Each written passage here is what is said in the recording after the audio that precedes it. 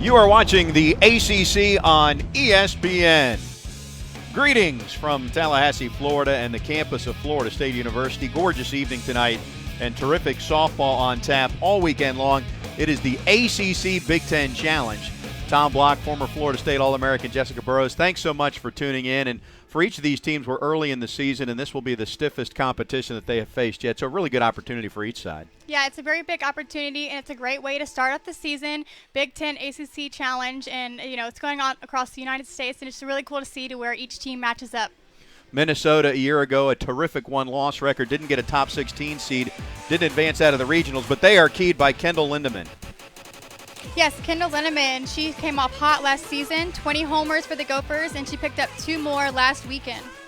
Danny Wagner having a hot start to her season as well. Yes, her senior leadership and hitting .545 on the season so far, and she's going to be someone to watch this weekend. For Florida State, a veteran lineup as well. The current ACC Player of the Week is Carsyn Gordon. Yes, Carsyn Gordon stepping in first base, and she's going to be someone to watch. And it's been a hot hitter for the Seminoles so far, and can't wait to see what she does this weekend. And of course, Jessie Warren is one of the top players in all the country. Yes, she just picking up right where she left off, and expect big things from her. Florida State, obviously the home team here, and so Minnesota will get first crack at it. Megan King will be in the circle for FSU, 2-0 already on this young season with a .70 ERA as we get set for some softball action. And Jessica, you certainly know Megan's arsenal pretty well, so tell us what kind of a pitcher she is. Yes, you'll definitely see Megan. She's going to be pitching to contact a lot of down movement. Coach likes to use that curveball too, away from lefties. She's capable of a lot, but she's going to work fast and efficient, and she's going to get her Seminoles back in the dugout as quick as possible. McKenna Partain will lead things off for the visitors from Minnesota. A swing and a miss, and we are underway. Partain, the designated player, the DP, a sophomore, and immediately a left-handed hitter in the box to face Megan King.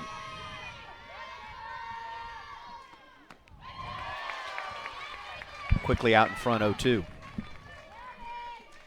Yes, and you'll notice that the Gophers have a lot of lefties, and the lefty-lefty matchup is something that Coach Alameda likes to work with, and that's why you'll see Megan King starting off the lineup today to see how she can do against all these lefties. Nibbled there, and it's ball 1.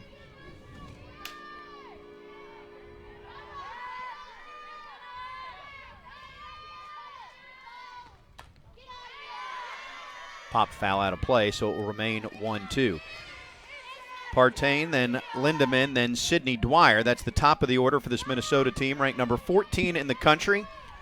5-0 on this young season, just like Florida State. Both opened on the road.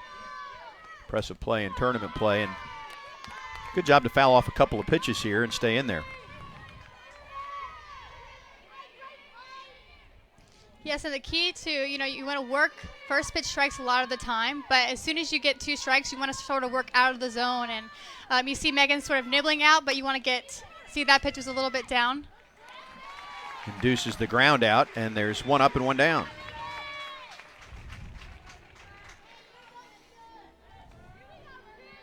Florida State with a very veteran team, but Sydney Sherrill at second base. Not one of those veterans, one of the newcomers in that lineup, as Kendall Lindemann will step in for Minnesota. A sophomore with a couple of home runs already this year, but you're talking about the Big Ten Player of the Year, set a Minnesota freshman record set a home run record for any class, but did it as a freshman. I'll get it out last year. Just really burst on the scene.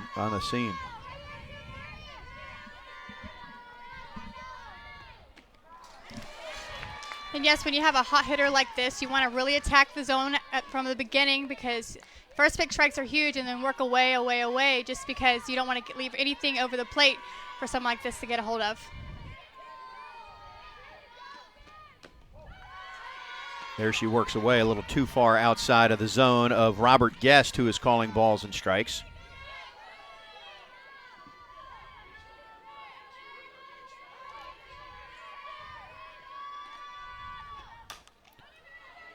This one up the middle, and racing over to get it and make the play is Sydney Sherrill. A couple of 4-3 putouts, 2 up and 2 down.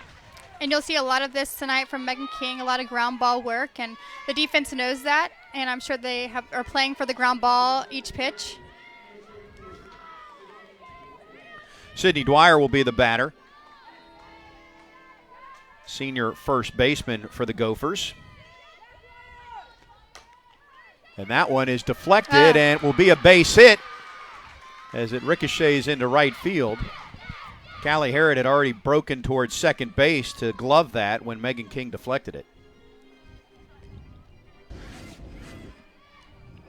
Yes, you'll see they teach the pitcher to kind of get out of the way on these, but that was a tough one and kind of a tough break for Callie Harrod and Megan King. But usually they want the pitchers to stay in the circle and let the defense work behind them. That can't be easy when it's a comebacker, however, and instincts take over. Oh, for sure, for sure. Definitely, you'd have that impulse and just kind of jump at it. Maddie Houlihan, the right fielder, bats with 2 outs and 1 on. Dwyer at first. And that's not a bad spot right there by Megan King. Just the first pitch was right there on the paint and then just kind of worked away, and that's kind of what you want to do.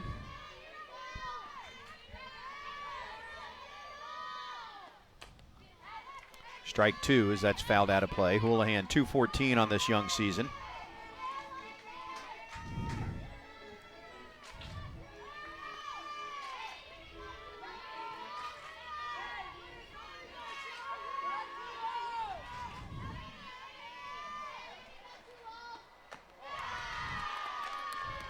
Up high and the count levels at 2 balls and 2 strikes.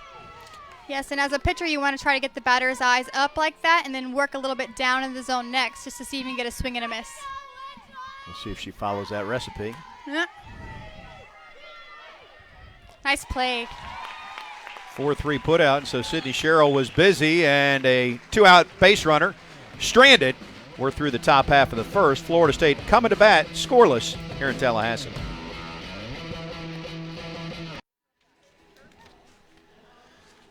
Back in Tallahassee, Florida State and Minnesota, the ACC Big Ten Challenge. Minnesota went quietly in the first, stranded a base runner, and so now Florida State will come to bat and work against Amber Pfizer, who is unblemished in her Minnesota career. Yes, last season she was 14-0, and she picked up 3 more wins last weekend, and now she's 17-0. So we'll see what she can do, and she's coming in hot, and she doesn't know how to lose. So, pretty much expect big things, and the Seminoles going to have to really, really work hard to beat around her. It's a Minnesota team that went 56-5 a year ago. And Florida State, obviously, as you know, had a terrific season that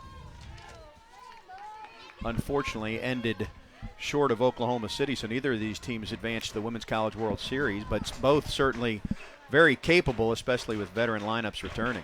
Yes, they definitely are, and they both have a little chip on their shoulder with how seasons ended last season, and they're out for it, and they want to get back to the World Series or get to the World Series, and this is a really good matchup to see what each other can do. Ball 1 to Morgan Claveman, who is a really good leadoff batter and senior leader for Florida State. .455 average through 5 games.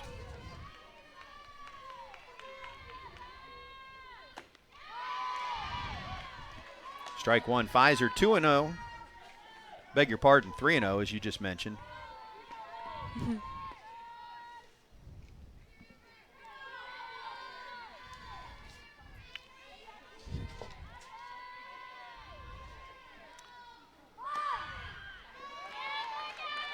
So it seems though Pfizer's really working the outside corner on this lefty slapper. A lot of the times as pitchers, we like to work the outside corner to try to feed the defense on the left side, and they should be playing for that ground ball or that little flare to try to get the best opportunity to get that slapper out.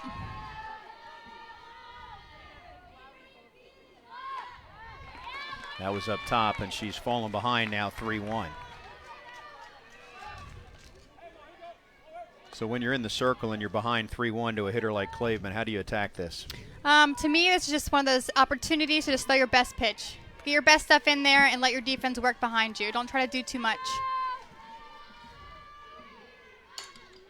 Slap foul, strike 2. Looks like Morgan's ready to hit in there. You could have got ball 4 right there, but she wants to do what's best for her team. And the first home game of the weekend, and I feel like everyone's a little bit geeked up. So it's cool to see the bats getting hot this weekend. Good look at JoAnne Graf Field as we await the payoff pitch, and that is fouled out of play as well.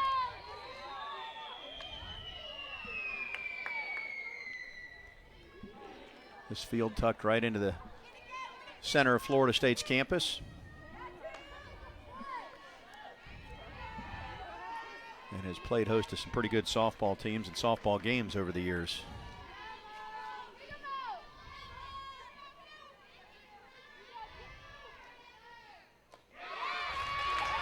Ball 4, so Claveman patient. Not that she had much of a choice there, because that one missed badly, and Florida State has the leadoff batter aboard. So keep an eye out on Morgan Claveman at first base. She's been known to steal a base or two.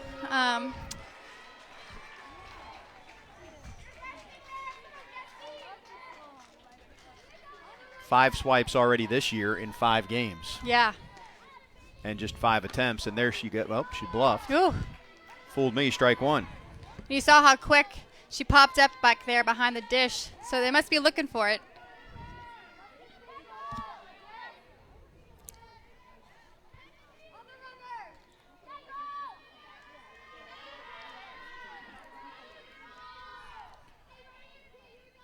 Jessie Warren, the big cut, and she's in an 0-2 hole, so you can outthink yourself here. You've got a tremendous hitter in the box and then a lethal runner down at first base. Yes, and the big thing for Jessie is here is don't try to be the hero right here. Just get a base hit, get that runner moved over, and give it to Carsyn, who's also very capable of getting some runs scored here tonight. Runner is going, pitch outside, and the base is swiped. 6 for 6 now is Claveman.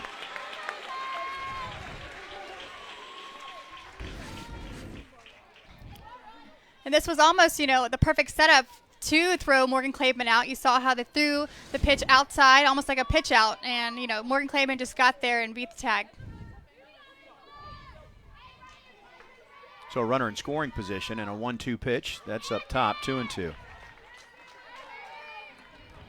The one thing you want to do when you have someone up the plate like Jessica Warren, and as a pitcher, you want to be able to mix your speeds. You don't want to leave the ball at the same spot twice in a row, just because she is going to get that look, and she is smart enough to take advantage of it.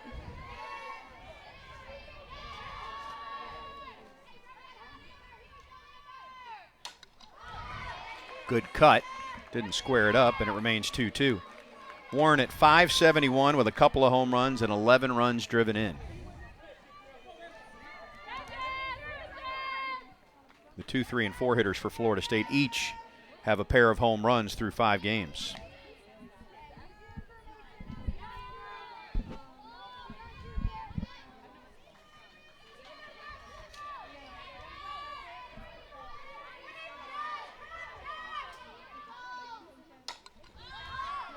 Popped up down the right field line. Oh, and drops in there, and another opportunity for Jessie Warren. Right in that triangle. Nobody able to glove it. Yeah, that's a tough one over there on the first base line, but you have to be able to, communicate. That's a big part of those types of foul balls right there against the fence, is communicate with each other, let each other know the fence is coming, and that could have been a huge out for the Gophers to be able to get Jessica Warren out off the plate.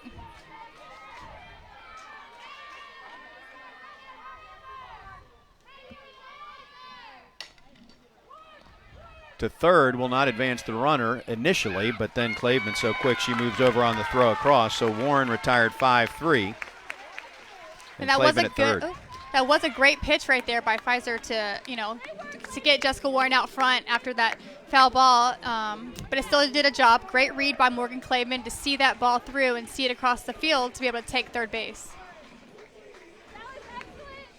Carsyn Gordon, we talked about at the top of the broadcast, now in a RBI spot here Chance to give Florida State an early lead with one down, and that pitch up high for ball one. Gordon is hitting .571, a couple of home runs and 7 runs driven in.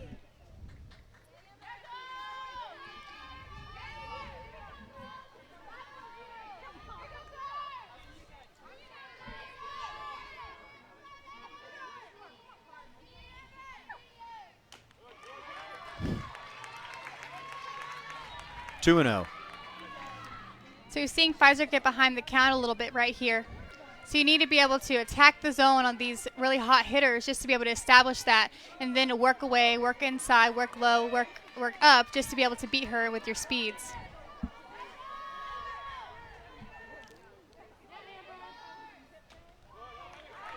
Off the plate, 3-0. But it is kind of smart to be able to not to give Carsyn Gordon anything good to hit right here, because there is a runner on third and there is a base open. So it would be smart too, just to, you know, see if she gets herself out. But if not, putting her on first isn't the worst option.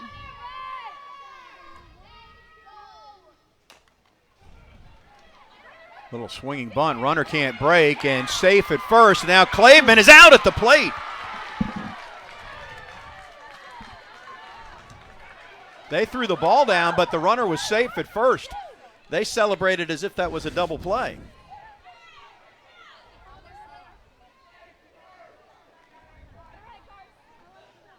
Minnesota thought they had a double play, and the whole team went into the dugout there, but there was only 2 outs. So let's watch this again. It confused me on the out count.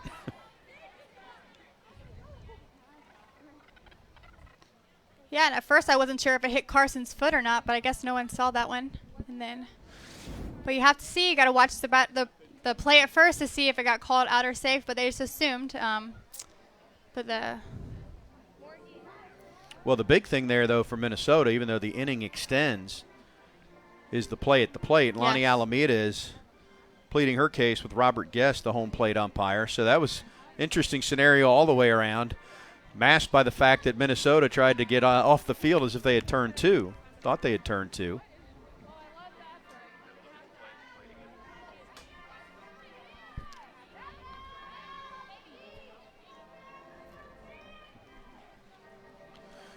First-year head coach in Jamie Traxel at Minnesota, her first year at Minnesota, not her first year as a head coach, her 8th year overall, came from Iowa State, North Dakota State before that.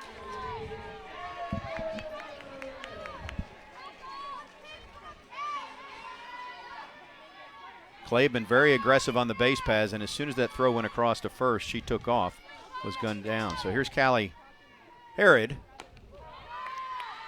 She takes strike 1. Down at first is Carsyn Gordon. The big thing, though, is the Gophers did get that out at home plate, which put them in a good spot, and there's no harm done. They have 2 outs right here, and they can still get out of this inning with a clean slate. This one is flied to center field. Should be an easy play, and it is. Danny Wagner makes the catch, and so Florida State threatens but fails to scratch, and no score as we go to the second.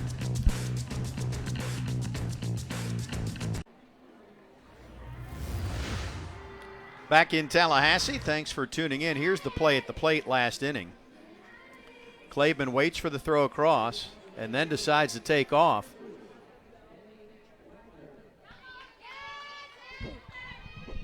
Can't quite tell if her hand got in there before or not. Pretty good job by Kendall Lindemann there. Looked like Claveman almost retreated a step too far. Yes, maybe was surprised agreed. that the throw went across to first. Yeah, I totally agree.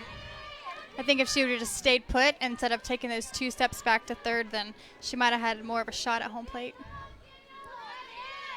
I'm going to be honest, off the bat, as this misses the hitter and comes all the way through, I didn't expect a throw to go to first because I didn't think it was moving fast enough to create a play there, but it ended up being pretty close at first. And then bang, bang at the plate, and credit Minnesota for making that play. Yeah, that was a great play.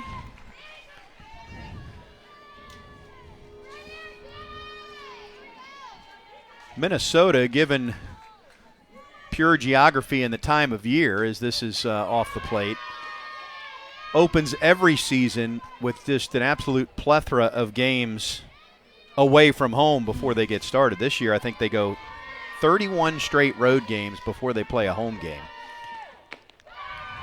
as the count runs full.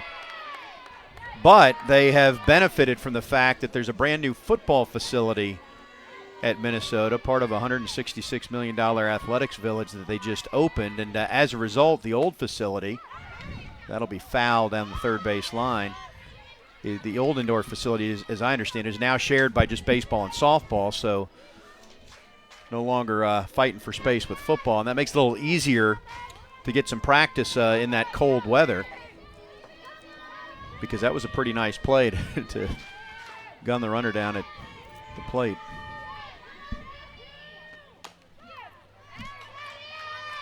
Yeah, and you see Megan King just feeding the inside corner right here, knowing that she's going to be a pull hitter right here. And, in, and then maybe an away pitch would be really huge right here for a strikeout or a ground ball. Batter is Danny Morgan. Beg your pardon. This one is hit to right, and you're exactly right. She goes to right. Danny Wagner. It took me one inning to mix up Danny Morgan and Danny Wagner. Yeah. Even though I've got it written right in front of my face. So Wagner is out.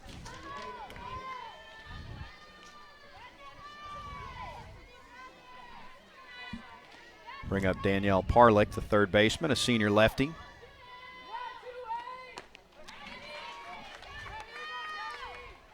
You see Megan King feeding the outside corner, just like I was saying with Pfizer earlier, how you get to slap her up in the box, and you want to, talk to your defense, say, I'm coming to you, and feed that left side for a ground ball. Quickly out in front, 0-2 is Megan King.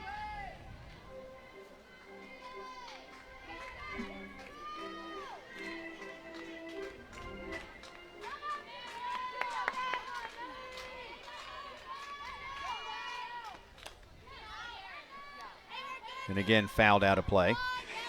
Parlick hitting .364 on the season.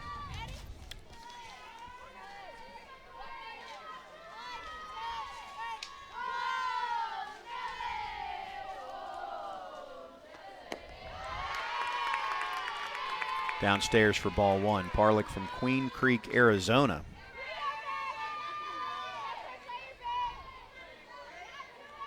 Hit .344 a year ago. And protecting the plate, a career .361 hitter.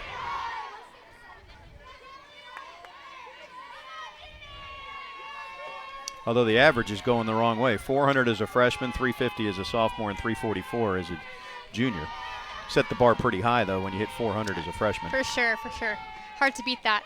That was a nice spot. Oh, and King was worried about making the turn and forgot the most important part there, and Parlick's aboard. Tough position as a lefty pitcher is having to field the ball and throw it to first, but, as you see here, King tries to turn a little too soon, and she doesn't quite get that turn all the way around and can't field the ball cleanly. So you want to be able to, let your body turn and then field the ground ball and then make the play. But when you try to go too quickly, that tends to happen. So an error on King. Excuse me, Jessica. No, good. And you have the slapper on first now, so you got to be mindful of that with one out. And, Megan, she needs to think about turning a double play here. Get a ground ball, what she does best. Throw behind the runner who's back in there safely. The shortstop, Kemet-Mueller, is the batter. Caitlin Kemet-Mueller, sophomore from Rogers, Minnesota.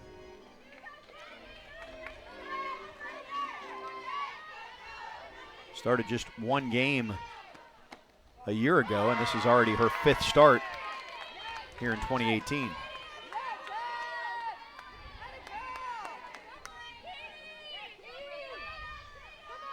Florida State threatened in its half of the first, but failed to score, and now Minnesota with one out and one on.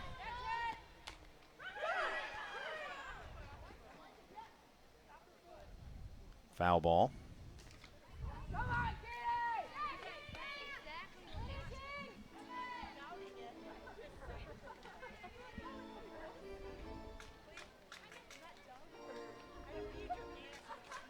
This is a good time for Anna Sheldon to come out and just talk to Megan, see what she wants to throw right here as a pitcher. It's because sometimes you get these, 2-2 counts, and you're not sure which pitch that Megan might be comfortable in throwing, and it's a good time just to get on page with each other. And with the defense, you saw how all the defense came in right there on that huddle. Ran it inside and looked pretty good. Did not get that call. And Jessica, I know that when you're out there and you don't get the call on a pitch you think you should have gotten the call on, it's got to be frustrating, but you can't let it carry over. Exactly. You just have to say, so what? And do that. Do what you do best. Plays to first. She got the ground ball, but not hit sharply enough to go to second. So instead, Parlick moves up to second, and now a 2-out base hit could put Minnesota on top. Yep.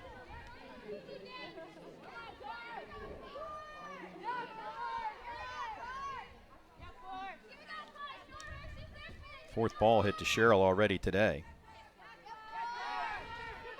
And it brings up Carly Brandt, a sophomore. And that was a great job by Caitlin right there to hit the ball to the right side. In situational hitting, you always want to try to hit the ball on the right side and move that runner from first to second, give her enough time to get there.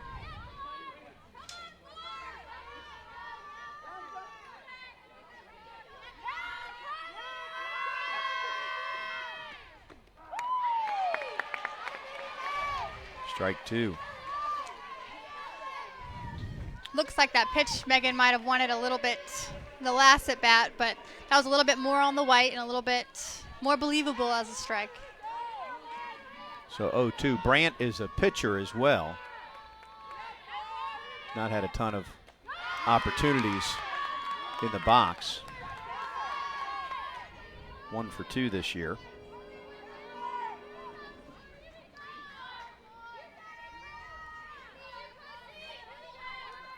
Down at second is Parlick, top half of the second inning. And that one is smoked to left field, and Minnesota will grab the early lead. Brandt rips one. And coming home to score is Parlick, and it's 1-0 in favor of the visitors. And that's why it was huge to advance the runner from first to second, which gave her that extra base to be able to score her right there.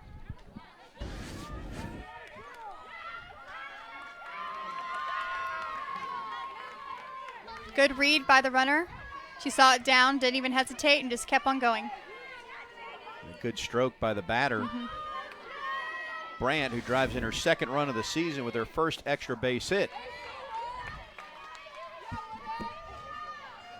And that's just the second run given up by Megan King so far.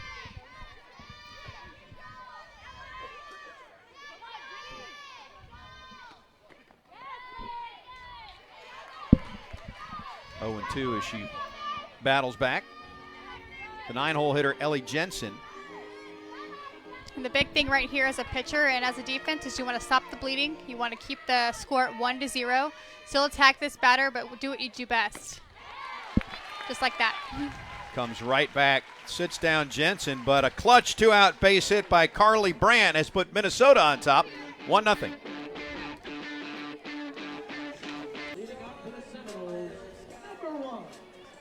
Back in Tallahassee, good crowd on hand for what is the first big weekend of the 2018 softball season at home for FSU. The Noles did open at home on Valentine's Day. Got a win against crosstown rival Florida A&M. And that's always a fun game against FAMU. It's the rivalry about being in Tallahassee together, and FAMU just brings the atmosphere. So that was a really great time there on last Wednesday. 5, 6, and 7 hitters for Florida State. That's right back to the pitcher and an easy play. Danny Morgan retired as Pfizer scooped that up through to Brandt covering.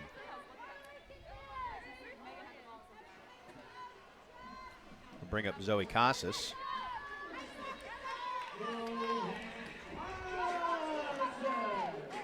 The junior DP for Florida State. 385 average. 6 runs driven in.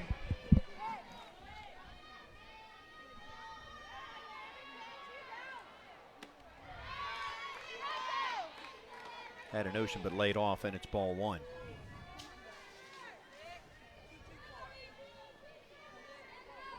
Florida State a year ago. Got to the Supers right here and then got stunned by LSU, and this is popped up to left field. Jessica, I know that was a bitter finish. Yeah. And for this team, there had to be a hangover that lasted some time in terms of trying to get past that. It did. It was one of those, you know, the team was so close, and the seniors, we put our heart and soul into that team. And, you know, the big thing was what was the next for Florida State? Who was going to take the spot of the Ellie Cooper, who has such a tremendous leadership role? Who was going to take, you know, my role as a pitcher? And, you know, Megan King has done a great job, and they also brought in Kylie Hansen too, and she's been a great 1-2 punch for the Seminoles too. And it's just been cool to see how far they've grown since we have left the program. But they'll be fine, and you know, it was a little bit bittersweet, but you know, it's time and see what they can do. Sydney Sherrill had a big cut for strike one, a freshman in an 0-2 hole, and Pfizer an opportunity to set the Noles down in order here. She's out in front of the freshman.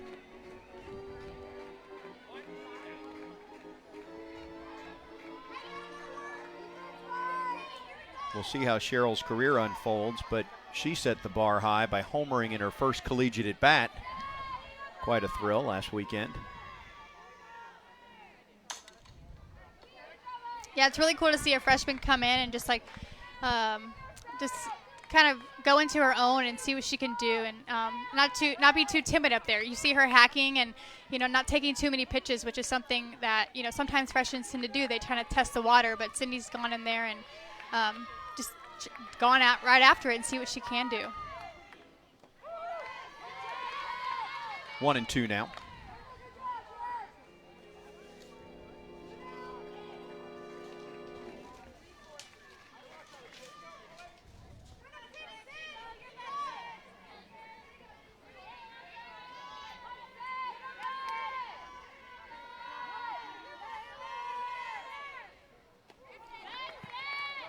Two and two now. Pfizer had 10 strikeouts against Creighton in a game last week. Also got her first save of her career last week. That's the cool thing about softball is you never know. You could come in, you could go in the middle of a game, and as a pitcher, you just kind of have to be ready for at any moment when your name can be called on.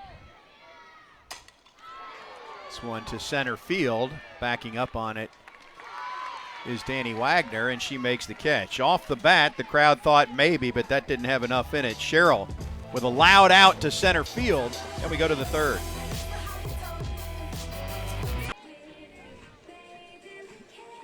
Good look at JoAnne Graf Field. Florida State back out there defensively for the top of the third, and gives me a chance to point out you've got Danny Morgan in left field, Morgan Claveman in center, Corona Rosario is in right. And third to first, Jesse Warren, Callie Harrod, Sydney Sherrill, and Carsyn Gordon, with Anna Shellnut as a sophomore. Framing them up for Megan King. Yes, Megan King working that outside corner on the lefties. You're kind of seeing that a lot tonight by King and Pfizer. You know, staying away on those lefties and trying to feed the defense and just let their defense play for them. It's the top of the order here, so the second time through it's a ball and a strike. Partain, Lindemann, and Dwyer with Minnesota up 1-0.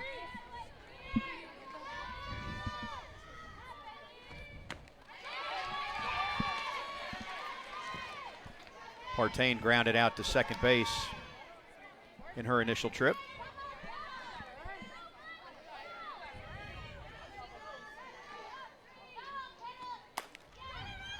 This time, a little worm burner to short.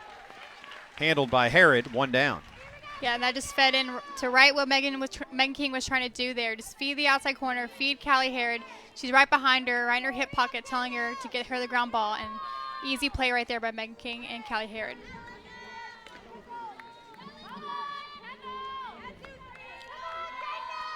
Kendall Lindemann, the sophomore, just an absolutely terrific season as a freshman.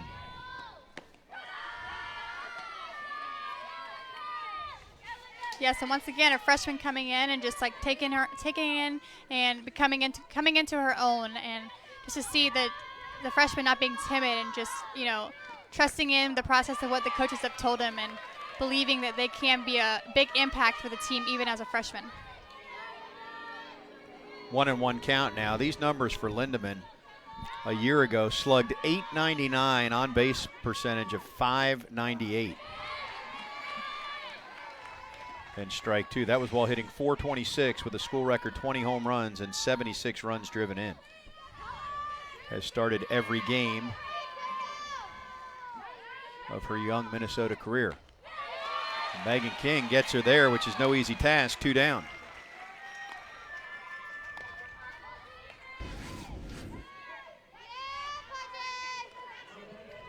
Good rise ball right there by Megan King. You saw how she was working away, and then got her eyes down and away, and then came up and middle in with that rise ball.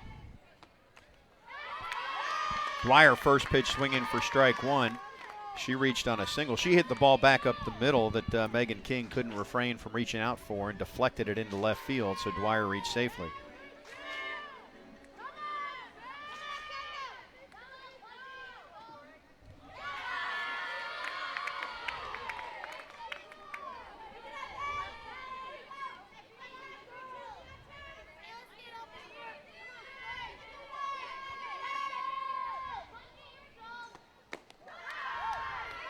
Two and one now.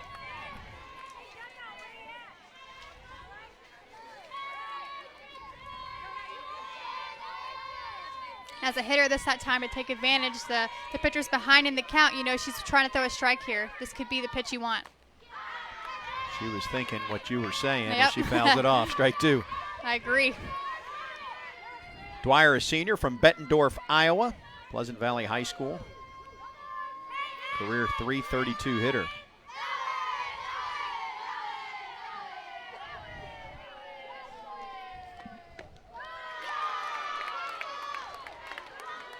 And now the count goes full. And as a pitcher, you get in the, full count. You have to throw your best stuff right here. Me versus you as a batter, and just trust that your best stuff can beat their best stuff.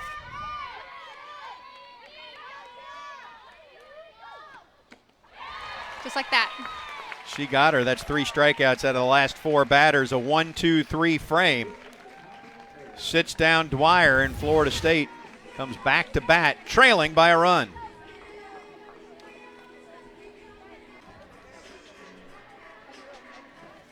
Back in Tallahassee, Tom Block, Jessica Burrows with you, and Florida State on the short end right now to Minnesota. You've got Ellie Jensen, Danny Wagner, and Maggie Houlihan in the outfield from left to right. Danielle Parlick, Caitlin Kemet-Mueller, the left side of the infield. Carly Brandt at second, Sydney Dwyer at first.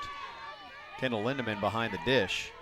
And Amber Pfizer has done a nice job against Florida State. As Shellnut, first pitch swinging, pops it foul. Anna Shellnut, the catcher, really got hot late last year, started playing a lot of long ball.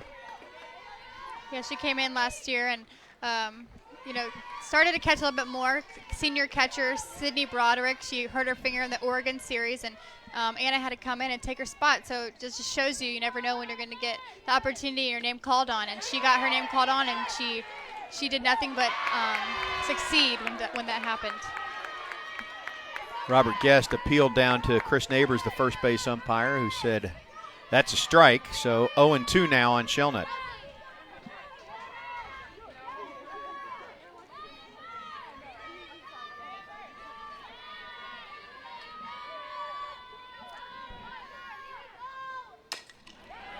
Sharply hit, ripped into left field, and a leadoff base hit.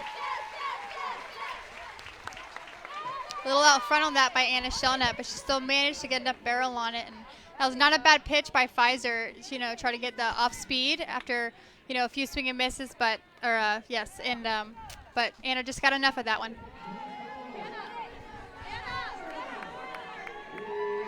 Corinna Rosario now, the 9-hole hitter.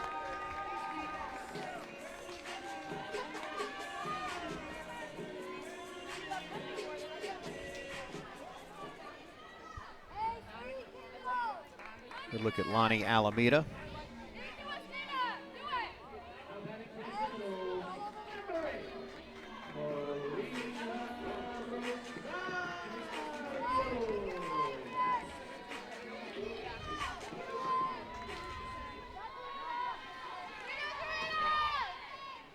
Alameda, that conversation with the umpire. That's because Deja Bush is running for Shellnut at first.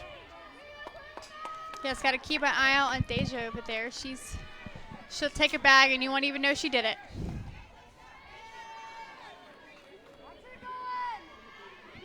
One steal and one attempt so far this season. That hangs in the air, and Wagner makes the catch. Off the bat, it was one of those balls the runner had to hold up on. Couldn't tell if that was going to drop or not. Yeah, good read by Deja. You know, you want to get as far out as possible as you can just in case that ball falls, and then once you see it caught, get back to first base. And a nice job by Pfizer there to get an out without letting the runner advance. So back to the top of the order now in Claveman with Jesse Warren on deck.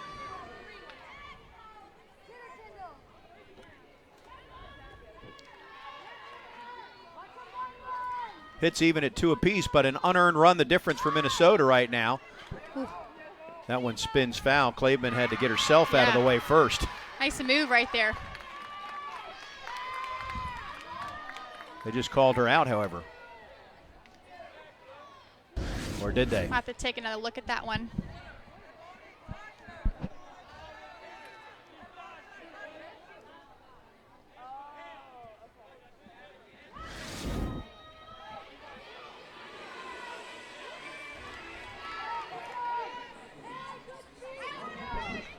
Well, out is the call, and it'll leave it up to Jesse Warren.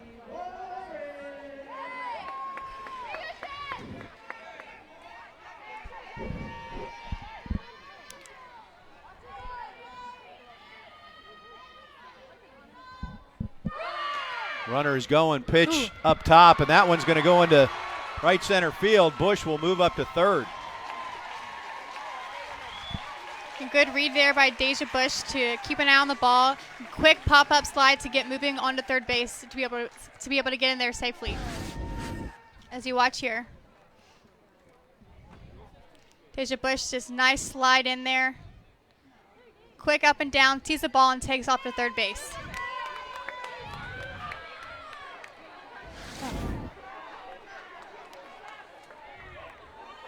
And now they clear the field. I missed that as we looked at the replay on what the ruling was there.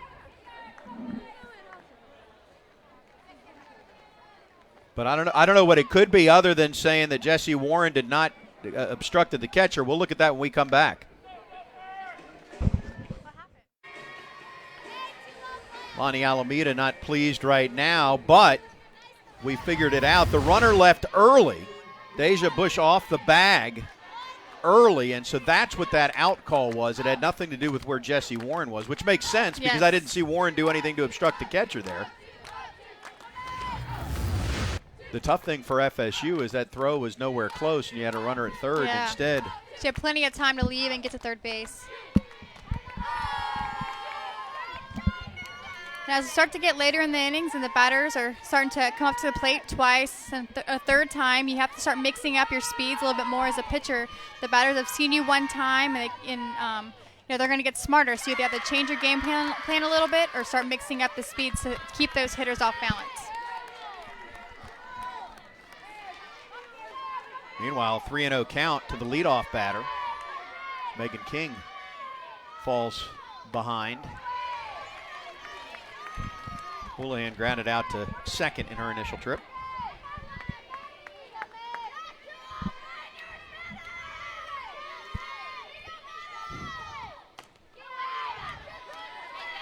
The count now full. We mentioned at the top that both these teams breezed last weekend, so figured to have a tight affair here between number 14 in Minnesota and Florida State, which is ranked number 6 or number 8, pick your poll.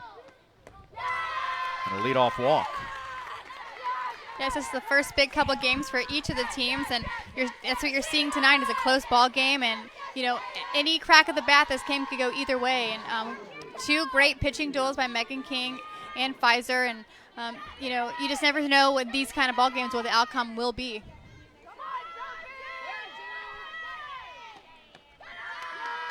Wagner now as King has fallen behind again. Minnesota opened with wins over Southern Utah, Utah Valley, North Dakota State, UNLV, and Creighton. That was all at the UNLV Sports Code Kickoff Classic in Las Vegas last week. Good job by Shellnut to make that catch. One down. That's a tough play for the catcher to have to turn around and make that catch looking backwards, but Anna made it look like it was super easy. That spin makes it easy to overrun, and yes.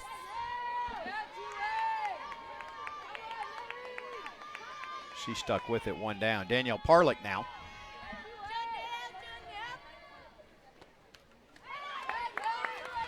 Fouled back. Interesting inning. I don't recall an inning of late where there's sort of two curious calls in a row, and as Lonnie Alameda comes out, the first one was Morgan Claveman being called out on a ball that the home plate umpire thought hit her, but on replay it did not. Then the next one they got absolutely correct because the runner did leave early.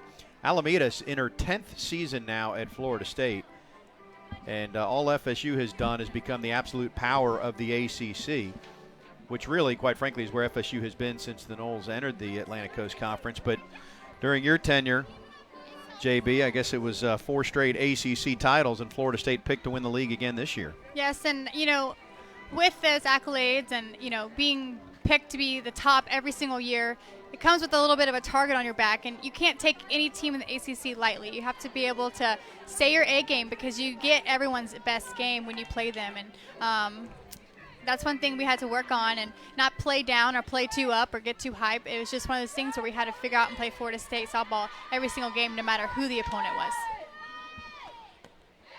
Swing and a miss after the conversation between coach and team in the circle there. Parlick behind 0-2.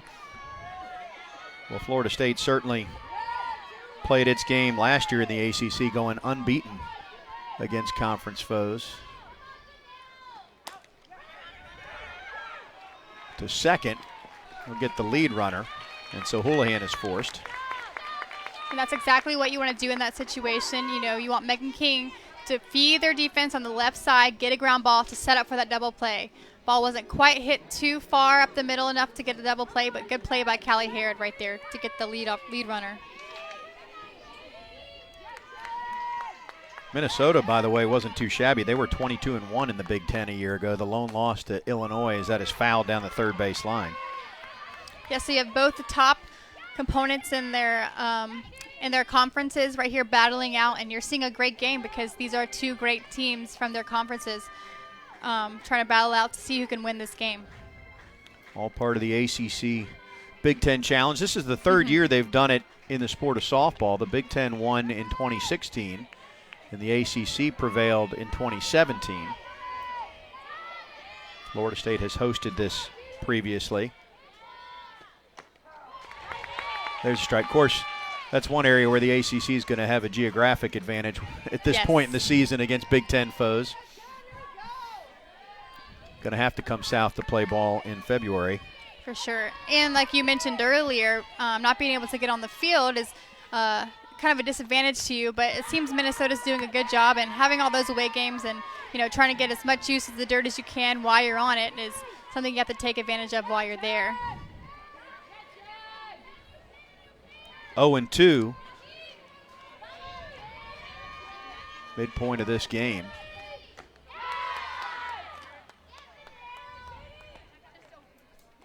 Shellnut just trying to catch the runner napping, almost caught Carsyn Gordon napping. That's what it looked like.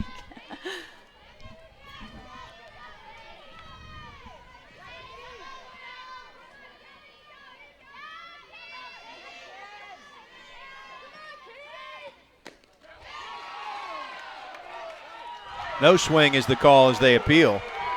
That one looked pretty good. I kind of think she might have went around just a little bit, but umpire says no. So but as a pitcher, you have to say, okay, whatever, and just keep rolling with that. Was that your policy, to always be respectful and never doubtful of the umpires? Always. I never tried to show an attitude, just because that can only hurt you in the end, I feel like. And then you can just do that. King comes back and gets her down, so the close call matters not. We're halfway through. A good game tonight in Tallahassee, 1-0. Minnesota on top.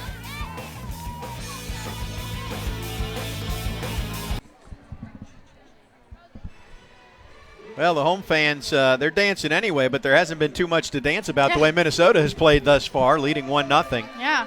Just the 9th meeting all time between these two teams, and Florida State has the upper hand. They're 7-1 against Minnesota, including a pair of wins here in 2016 in the ACC Big Ten Challenge. Minnesota's lone win came in March of 2013, a 3-2 victory over Florida State. Yeah, Fides are doing a really good job of keeping the Florida State batters off balance. And when you have some pretty tough hitters and both opponents, you have to be able to mix that speed. The changeup comes in, and you have to throw that spin pitch and also mix in and out. And you see Fides are doing a great job of that tonight. Jesse Warren leading things off. And this one to short, but a problem getting it out of the glove on the transfer there for Caitlin Kemet-Mueller allows Warren to beat it out.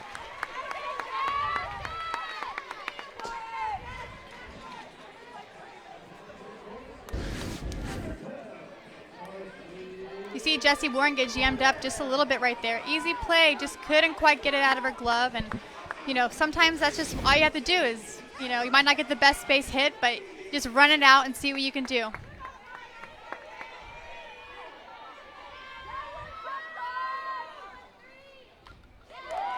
So Florida State has the tying run, or runner down at first as Carsyn Gordon is the batter. Gordon singled.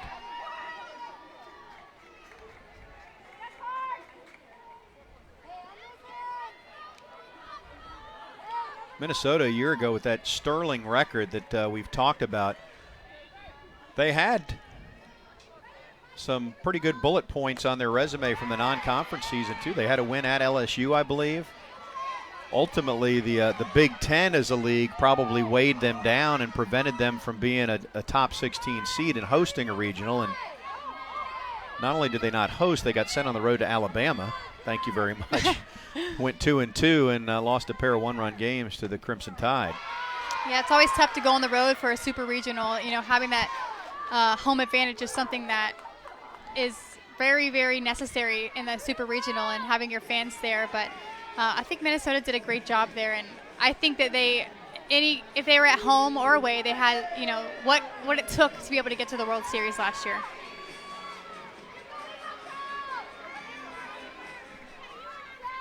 Callie Harrod now, that was a big strikeout for the first out of the inning by Pfizer.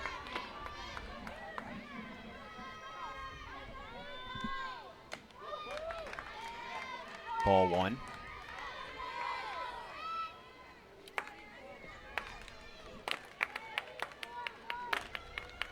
Pfizer with a walk and a strikeout through 3 1/3 innings. That was a pretty big spot for strikeout number 1.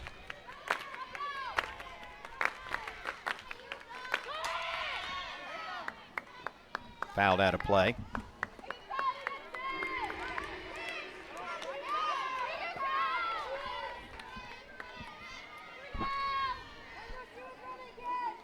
Harrod flied out to center field her initial trip. Florida State out hitting Minnesota, but trailing on the scoreboard. An unearned run, the difference. You see Pfizer mixing speeds right there, so just a setup for a hard pitch right here to maybe see if she can beat Callie Harrod's bat by setting her up for something hard and in or lower hard and away.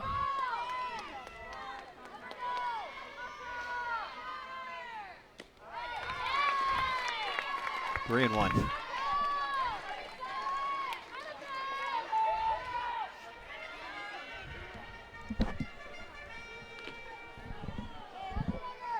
And with the lead that Minnesota has, just by 1 run, you want to limit the base runners and don't want to give any freebies out right here.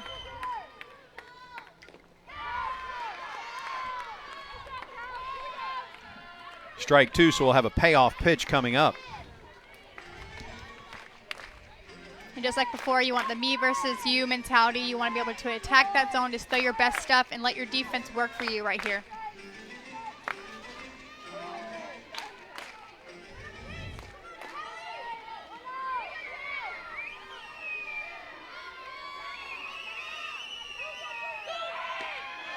took something off and got her. Back-to-back strikeouts. Runner does advance. There you see Pfizer again mixing her speeds up. Just keeping the Seminole batters on their toes and not letting them get comfortable, and that's her game tonight. You watch here her just a bit up, letting Jessica Warren get in there nice and safe. Leave it up to Danny Morgan with 2 outs, tying run down at second base. Danny Morgan getting comfortable back in there, coming off a little bit of a knee injury, and you know she's starting to get comfortable and starting to settle in a little bit.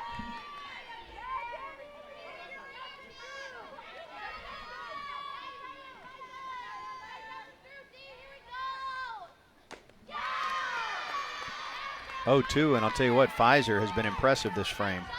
Yes, mixing her speeds, mixing in and out, mixing away and down, which is something that's really big, is to be able to get a little bit of an upspin, a little bit of downspin, and just mixing through all those pitches is really tough for a batter to even get comfortable and predict what's coming next. Just gets a piece of it. You saw back-to-back curveballs right there, away and away. Danny chased both of those, so you could look hard and in right here, a little bit down towards the inside leg.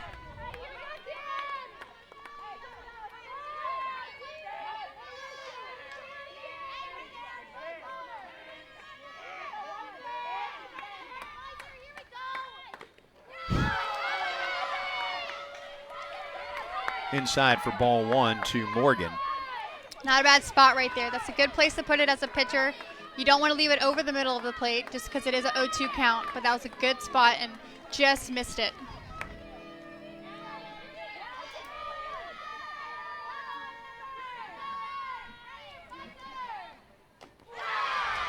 Couldn't lay off, and she strikes out the side.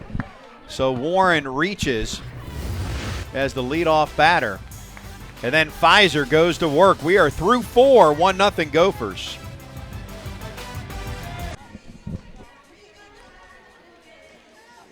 Minnesota and Florida State, ACC Big Ten Challenge. And not that we expected the Gophers to be intimidated, but they certainly have come in, played well, have gotten a good pitching performance, yes, and have had Florida State on the short end of the scoreboard.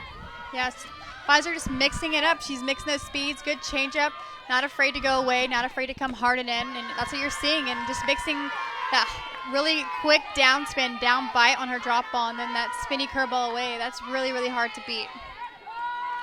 Batters 8, 9, and 1 for Minnesota here in their half of the 5th inning. 2-0 count.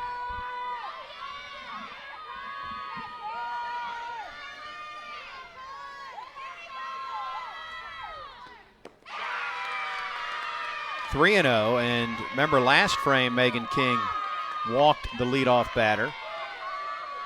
Yeah, the big thing right here is Megan needs to make sure she's attacking the strike zone. First pitch strikes are crucial to be able to get the batter out, and especially as they're down as a team, you want to be able to set that stage as quick and efficient to be able to get your team back in the dugout. You can see there's activity in the Florida State bullpen.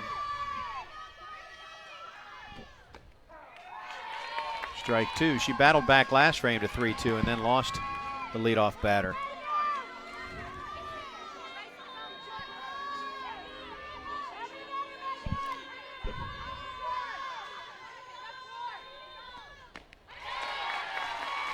Way to come back right there.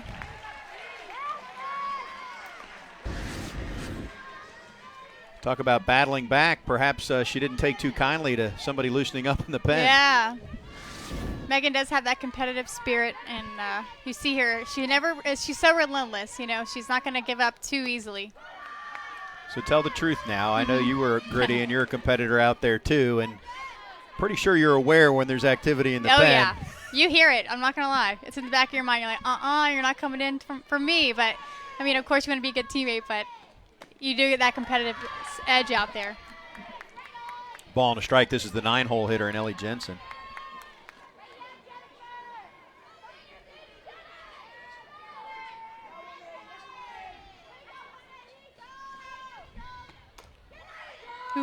Spins foul. Yeah, off the bat, it looked like that might be perfect. But too much backspin there, so Jensen at 1-2 will come back, climb into the batter's box once more.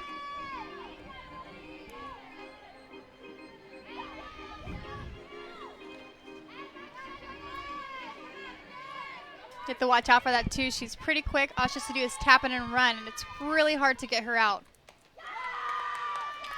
2-2.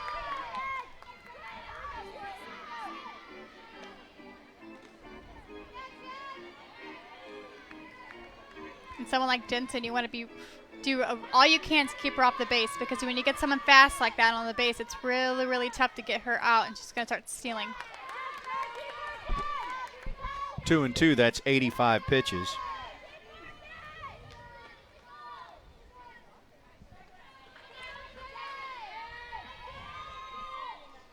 Is there a number from a pitch count standpoint? Yeah, I was about to say, yeah. The 85 pitches, that's starting to kind of creep up a lot for Megan King. She's, like we said before, a pitch-to-contact hitter, and you see her getting up there shows you that she might not be having the most efficient game, and she might be getting a little bit tired. And you see now the batter is starting to work her a little bit. So that's something that coach has to be mindful of, is she might be feeling it a little bit fatigued. And she has to be mindful of the long weekend that they have ahead. So that's probably why you see two pitchers warming up in the bullpen right now. That long weekend includes a pair of games tomorrow. Then again, they'll play on Sunday, so 4 games in 3 days. Still a big grin, but a nice job by Ellie Jensen, who struck out in her initial trip. But again, this is the 9-hole hitter, and she's battling. Again, fouls off another pitch, not fooled. You see Megan King sort of working up the middle a little bit right there. She needs to get that curveball just a tad bit more towards the outside corner, and I think you might get the swing and a miss that she's looking for.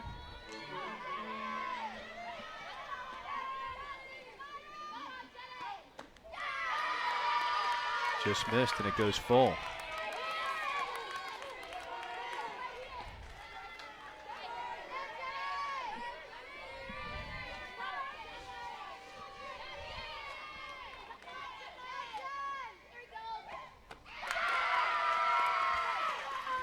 How about that?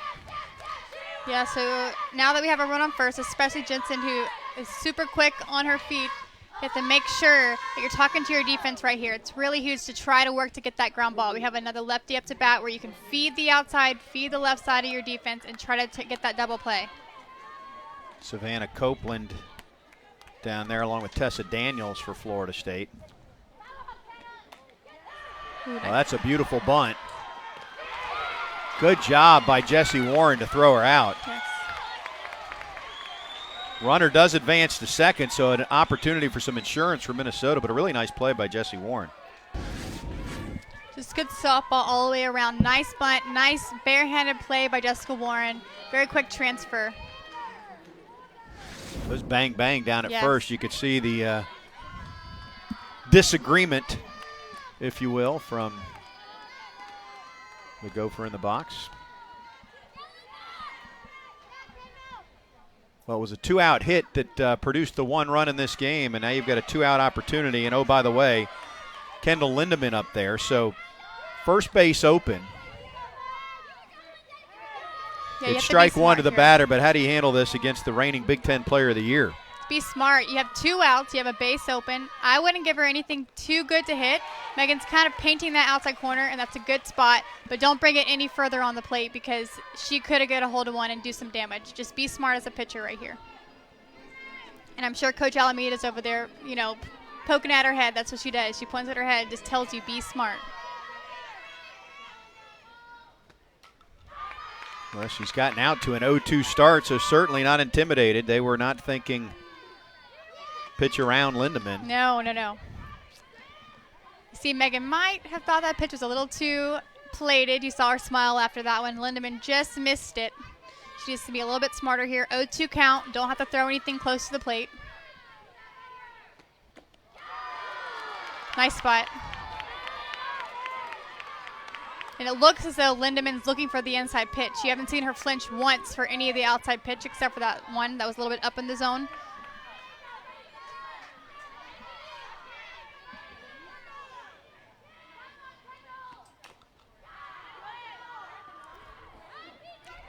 Stays 1-2.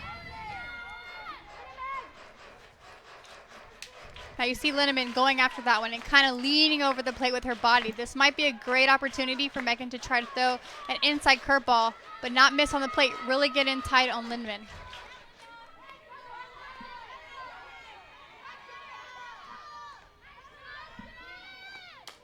Instead goes the other way, and Florida State gets a routine out. So that's a strong finish for Megan King, who looked like she was teetering and then sets down Lindemann to end the frame.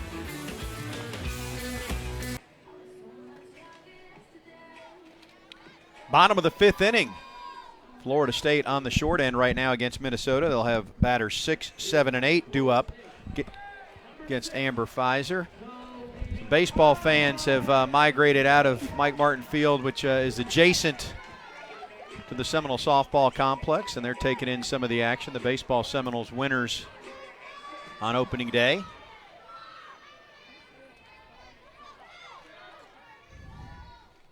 Which means Mike Martin is 1 win closer to that all-time wins record. Yeah. That countdown will go on for the first couple months of the season. See, Casas is 0 for 1 with a flyout.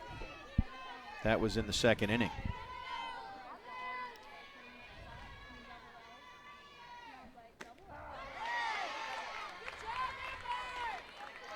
So you'll see the Seminoles will have to be a little bit patient here. They need to get a pitch that they can drive. They don't need to try to do too much, maybe shorten up those swings, get a few base hits strung together. But they don't want to put too much pressure on themselves. That's the last thing they need to do. Strike 2.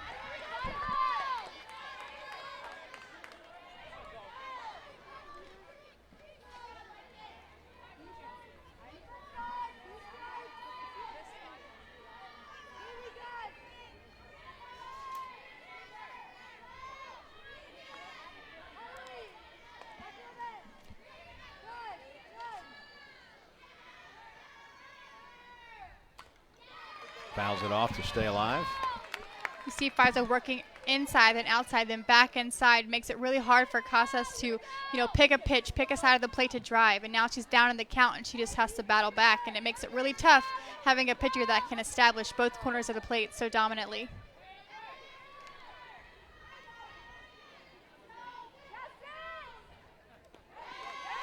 Two and two.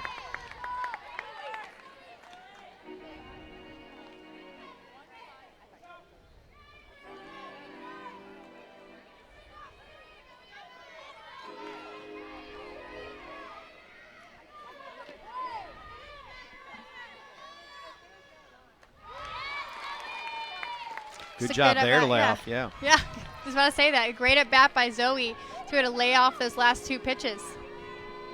And it's getting Pfizer to throw more pitches later in the game. And, that's something you want to do as a batter is you want to work the pitcher, and make her throw as many pitches as possible to get her tired and kind of out of her element. The payoff, this is ripped to right center field. What a great at bat. And she will dig for second and is safe. A leadoff double for Zoe Casas. That's a perfect example of not trying to do too much by a batter. You'll see here Zoe Casas battling off, waiting for that pitch. She gets one that she wants to hit, and she drives it. And when you're the pitcher, if you don't want to give up the free pass, you roll the dice because you're putting something over the plate.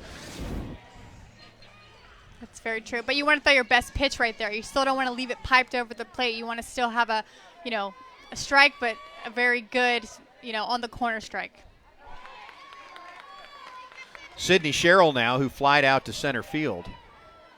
286 average. High hopes for Sherrill this year for Florida State. Home run and 5 runs driven in so far. Ball and a strike. And right here, Sydney, I know she wants to do the job and be that power kid and knock a home run or get a triple right here. But the best thing is to just move Zoe, get her in, she's in scoring position, but get her to third, maybe get a nice base hit and, bring up Shellnut to do another job.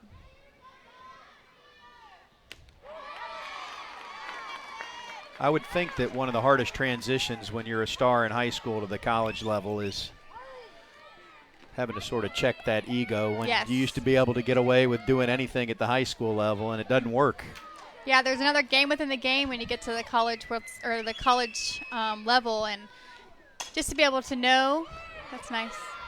Just like that. That was a perfect example of what Sydney needed to do to get Zoe to third. And, yeah, all claps around for Sydney right there in the dugout. And that was a perfect at bat. And to be able to, check that ego and know that you don't have to get that home run in every situation because you have other batters that can do a job just as well as you.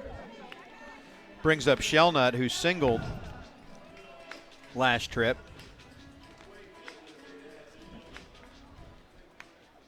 And with the visit to the circle, Florida State's coaching staff will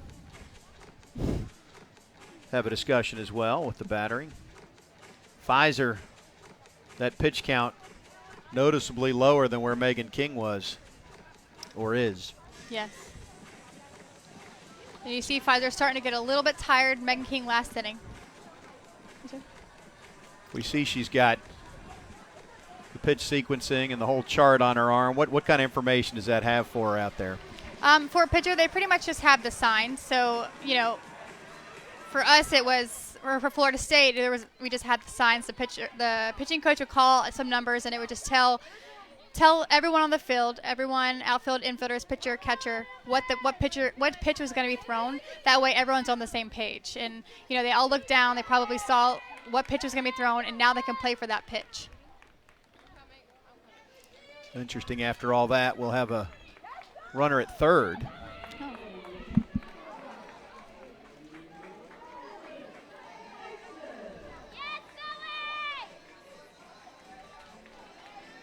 Well, Lonnie Alameda's already seen a close play at the plate that went the wrong way, so Yeah. she don't want to take any chances here.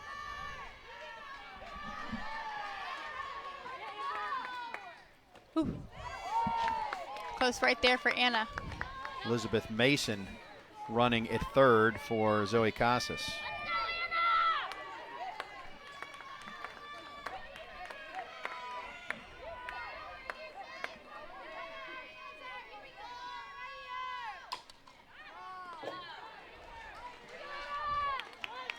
And you see Pfizer sort of feeding the inside corner of the plate, trying not to keep the ball off the middle outside part, just so that Anna can't do that situational hitting and hit to the right side. She's trying to keep the ball over on the left side to keep Lizzie from scoring.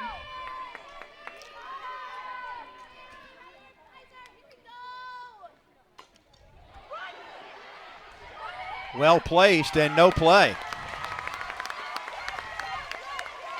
That was a nice pitch by Pfizer with that off-speed pitch, and Anna just tipped it enough to keep it fair, and the luck fell to Florida State's way. You see right here.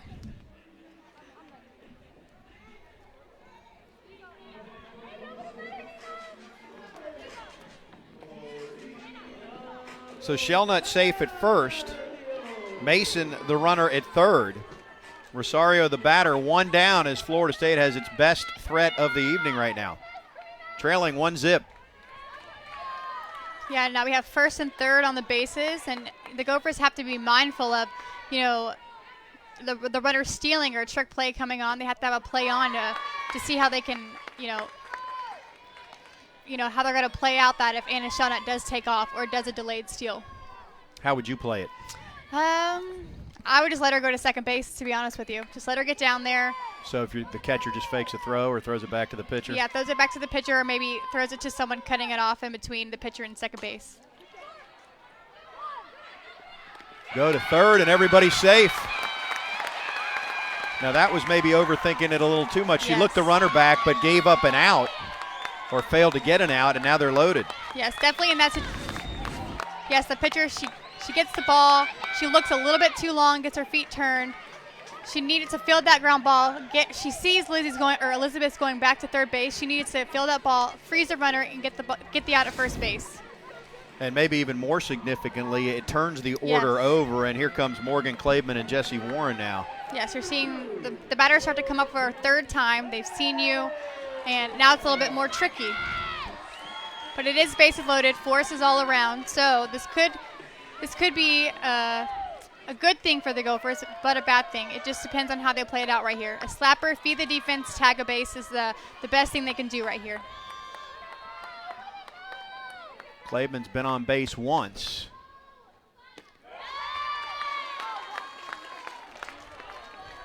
Takes ball one. She's highly decorated player, all ACC first team a year ago, second team All-American. Yeah, she's experienced up there. She's calm, she's cool. In these situations, that's what you need to be, just calm and just do your job right. Ball and a strike. You see Pfizer still working that outside corner, trying to get Klaveman to hit that left side. Maybe hit it to the third baseman would be the best bet right here.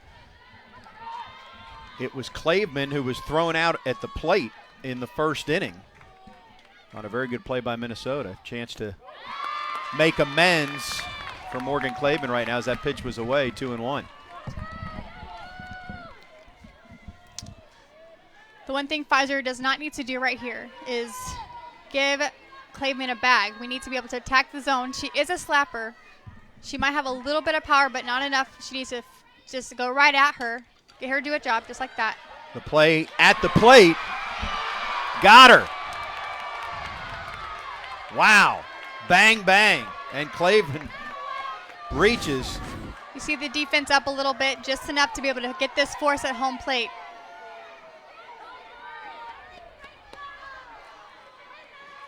Bases remain loaded.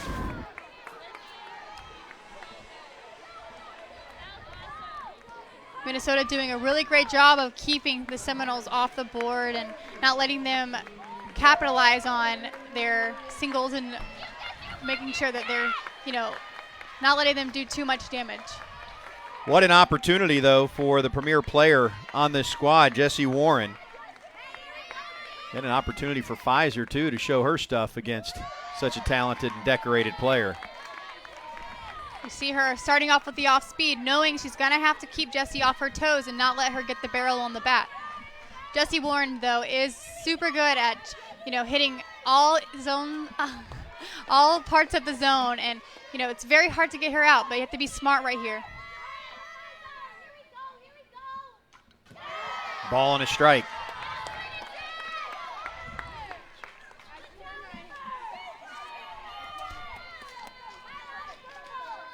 Bags full of Seminoles. Shellnut, Rosario, and Klaveman all on base. 1-1 to Florida State's top hitter. In a quick conversation from Traxel to Robert Guest.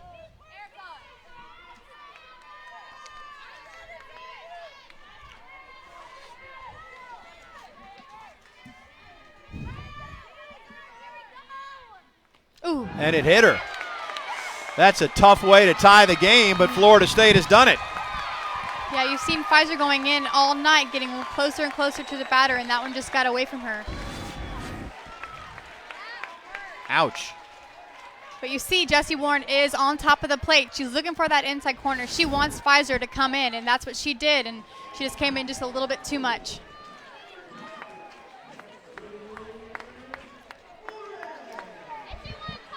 We do have 2 outs right here, so you can take a breath as a team and just get the next out, feed the defense, tag a bag. Not out of the woods yet with Carsyn Gordon. Good off-speed pitch for strike one.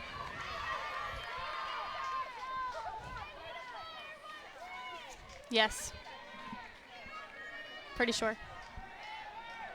Oops.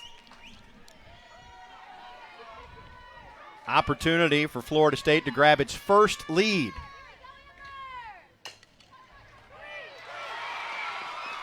Good job to recover by Parlick there, and so Florida State leaves them loaded, but through 5, we've got a 1-1 game. It is the ACC Big Ten Challenge, and Michigan is the other representative from the Big Ten. Florida State will see the Wolverines tomorrow and Sunday. Michigan was set to play Notre Dame earlier today, but Notre Dame had travel issues, and so the Irish, I don't believe, have arrived in Tallahassee yet. That's the gamble when you're traveling this time of year. You never know what the conditions will be. Yeah, they got caught in some snow. They should get here around 8:30 tonight.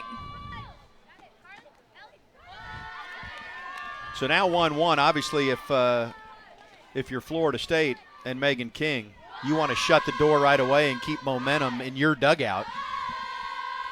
3, 4, and 5 hole hitters, though, is that one she just lost the handle.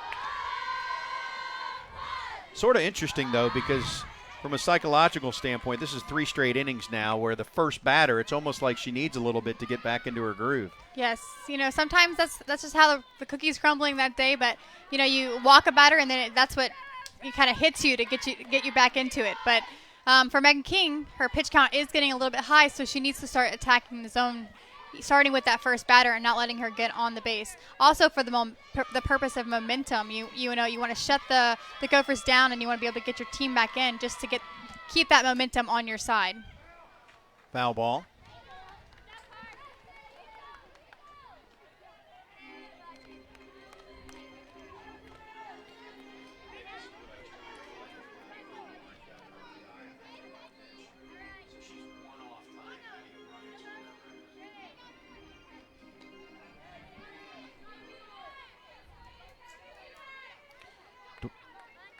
Dwyer, Houlihan, and Danny Wagner for Minnesota here. The 2-2. Got her.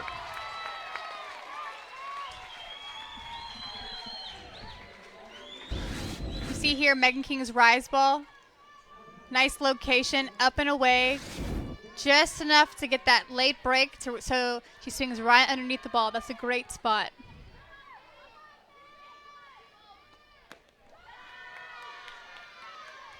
Houlihan has grounded out to second base and also to short after reaching, I beg your pardon, she walked and then was forced at second base. 2-0.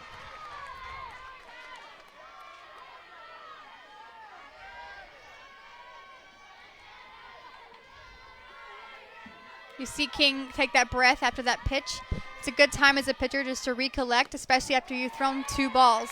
You want to be able to hum it back in, take a second, take a breath, let your defense talk to you, and then get back on the rubber. The last thing you want to do is rush the next pitch after you've thrown 2 balls already. Battles back to 2-2.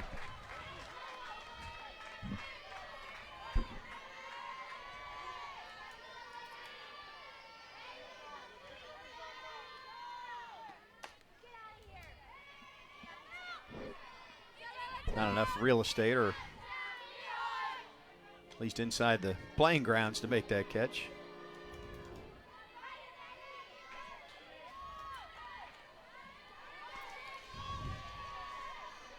First game today from here at the ACC Big Ten Challenge in Tallahassee. Tom Block, Jessica Burrows with you. Good game going. Down the left field line again.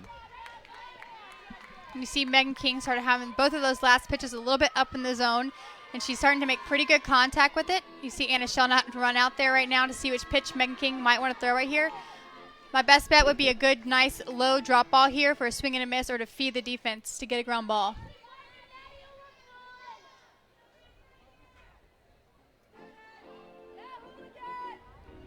Other host sites for this ACC Big Ten Challenge, by the way, Atlanta. And then they're playing in the Triangle area in Chapel Hill, Raleigh, and Durham. So 5 sites. The ball looked like it went through her thigh. Super close. We'll have a payoff pitch coming up to Maddie Houlihan.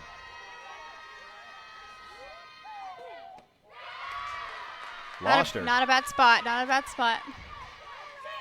So the go-ahead run is on for the veteran and Danny Wagner.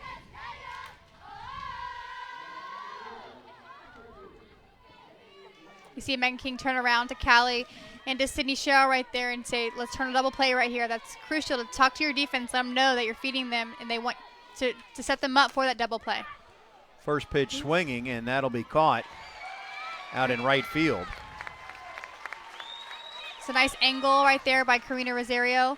to get behind that ball and work through it to set herself up just in case she did need to throw that ball. 2 away now, and Danielle Parlick, who scored the lone run for Minnesota in this game, will step in.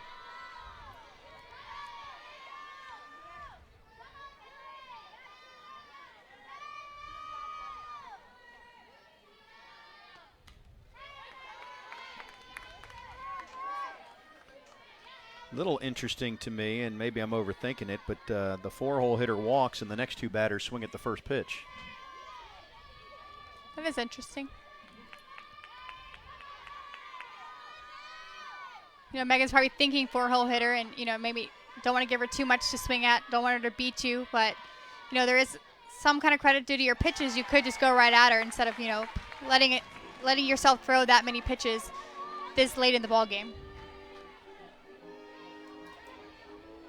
That was a great spot right there, up and out for a slapper. It's very big to get the batter, their eyes up and away to be able to hit that low and away for the next pitch. To left field, Florida State has it sized up, and the walk is wasted. Florida State in a 1-1 game as they come to bat in the bottom of the 6th.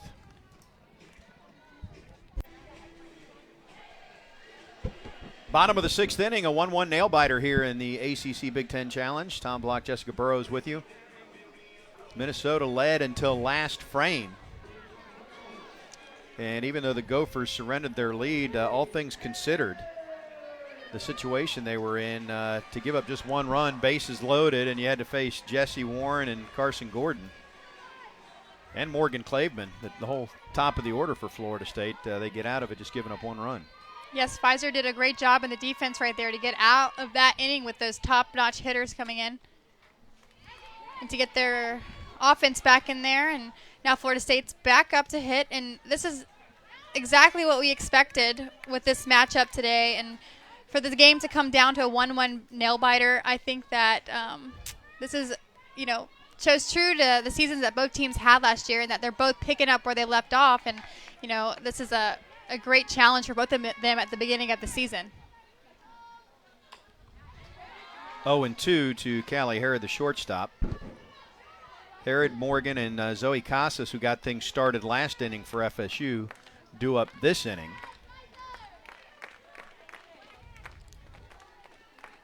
Nice night on the campus of Florida State University. Harrod 0 for 2 tonight. Has flied out and struck out, and she's in an 0-2 hole.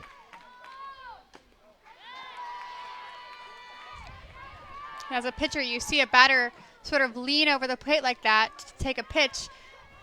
Makes you see the inside corner sort of open up for you, and you can kind of put it there next time to see, because the batter is now off balance, seeing her lean over, anticipating that outside pitch.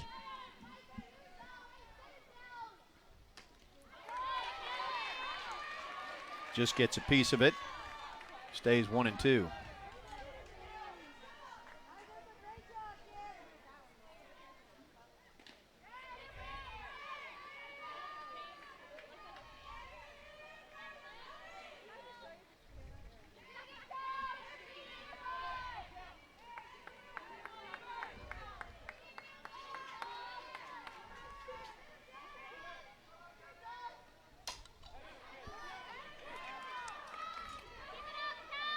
Harrod on the All-ACC second team a year ago. Started every game at shortstop for FSU. You see Harrod a little bit off the plate during this at-bat, and that's probably why Pfizer's starting to stay away. She thinks that outside corner is, opened up, and that's her best bet. And you see Callie not quite getting her barrel there, so that's a nice location to keep a batter when they're off the plate like that.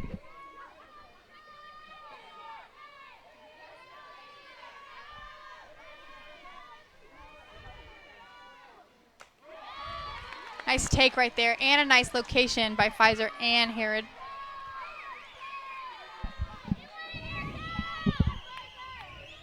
Last inning it was Zoe Casas who worked the count full and then got a big double. We'll see what Harrod can do, having battled from behind in the count, waiting the 3-2. She'll get another one.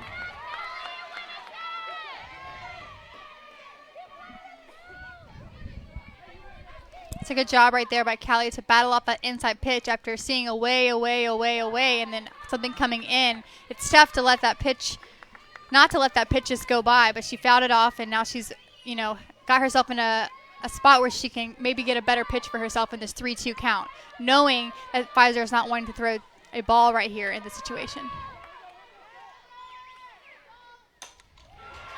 Same result as last time around.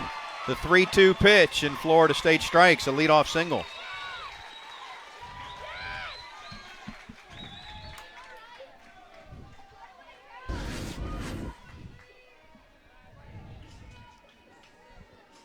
Just went with the pitch. Yep. Got it past Carly Brandt diving at second base.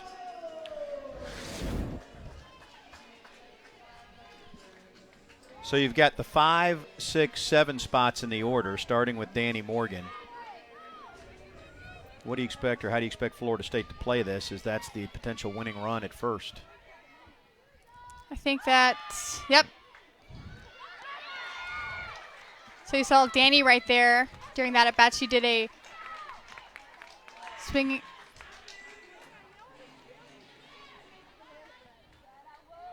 She was protecting for the steal right there with her swing. So she delayed her swing a little bit, just enough to block the catcher so Callie could get there safely. Delayed her swing and then delayed removing herself from in front of the catcher by just a tick there. It's a pretty good throw. Really slow, yeah. Well, that answers how they're going to play. Now you get the runner in scoring position. It's 0-1, and so the batter obviously would love to hit something to the right side or fouls it off. Ooh. 0-2. Yeah, it looks like the Seminoles are just trying to scratch the runs across, not trying to, get the home runs and the triples and doubles. They just want to move the runners. Danny looks like she's bunting here. She was trying to advance Callie over to second right there to get her into scoring position and just move her over and give her in a good position for Elizabeth Mason. Danny Morgan 0 for 2. As that is well outside. She was the MVP of the ACC tournament a year ago.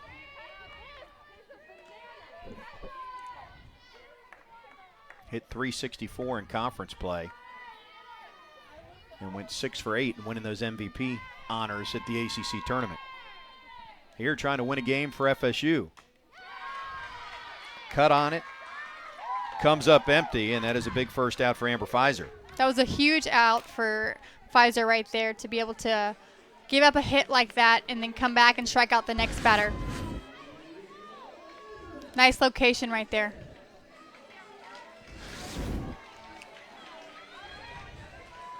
Zoe Casas now, who put one in right center field last time she saw an offering from Pfizer. Takes ball 1. Just missed that one. It's a nice location, though, right there.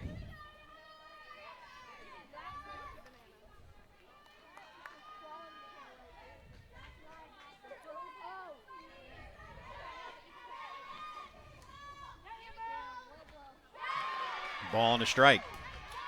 Off speed right there. Quietly off of it by Mason.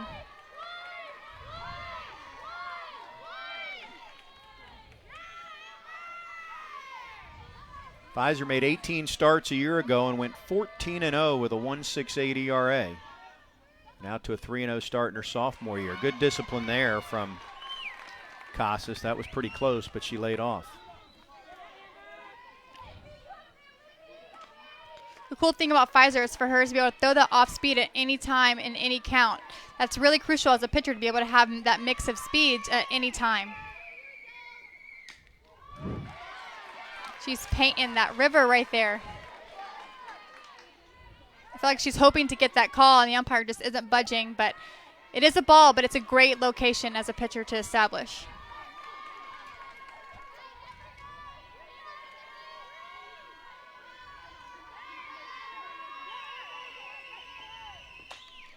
Ooh. Barely foul right there. Barely foul. And good job by Elizabeth to be able to see that inside pitch and go with it. After, again, seeing her just throw outside, outside, outside, hammering that corner, and then to come hard and inside, that's tough to be able to, make that adjustment and go with that. Big pitch coming up. Casas won the last round on a 3-2.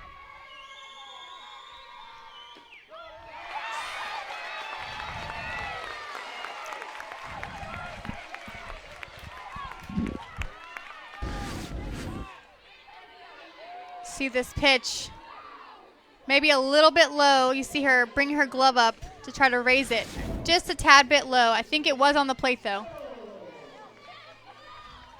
Yeah, I think the framing from Lindemann there, and obviously hindsight is 20/20, but it was too far to move the mitt to try and sell that call, perhaps. Yes.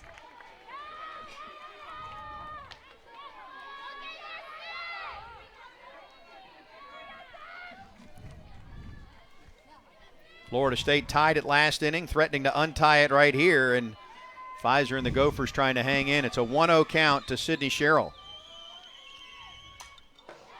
It's a good experience right here for Sydney Sherrill with runners on right here in a tight situation. This is great experience for her to learn from and to just be able to take it in and see what she can do right here.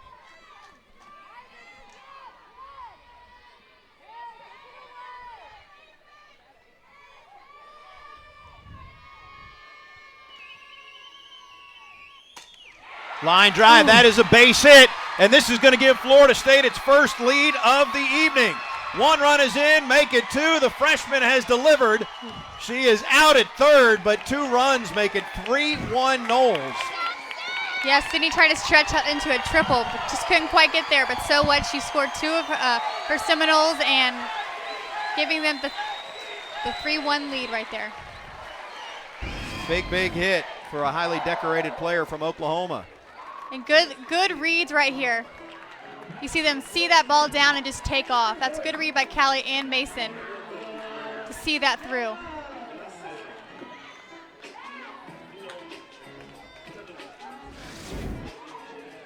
A 2-run double. She's out going to third, but that's a pretty big spot to produce for a true freshman.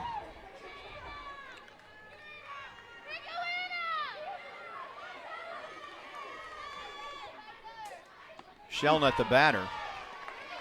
Minnesota now trailing for the first time, and they're staring at their last 3 outs with the bottom third of the order due up in the top of the 7th inning.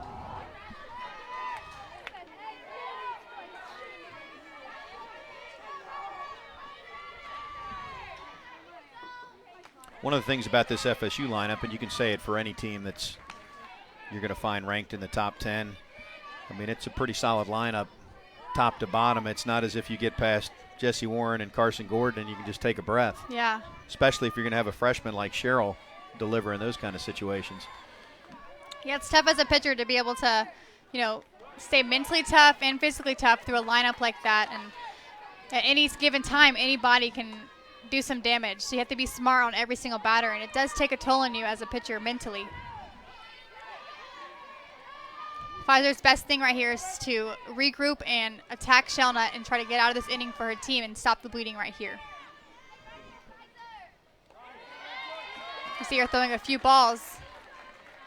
It's probably a great time for the catcher to call time and go talk to the pitcher. That'd be a really good time to just calm things down. But you see a third baseman walk over. That's really great. You just got to slow the game down sometimes in these situations. When things are hitting the fan, you got to be able to regroup, laugh a little bit. You see her smiling now. Kind of talk about it. Oh, and then here's a call right here. Well, and remember, Pfizer is 17-0 in her career. And unless her team's rally, she's staring at the first loss of her Minnesota career here. It's hard to know what to feel in those situations, too. And that's leaking in the back of her mind, just creeping back there when you have a streak like that going, is that you don't want to. And you tell yourself, hey, so what? Who cares if we win or lose or not? But, it's always in the back of your mind that you have that streak going.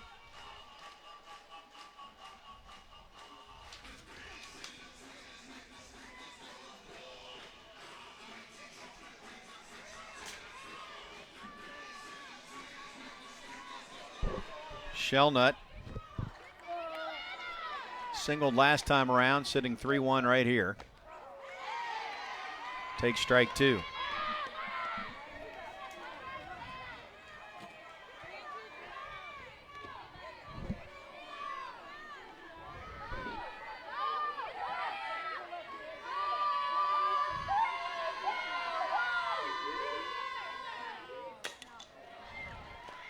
To second, and Minnesota is done. But the Gophers are down to their last shot. Batters 7, 8, and 9 due up, down by 2.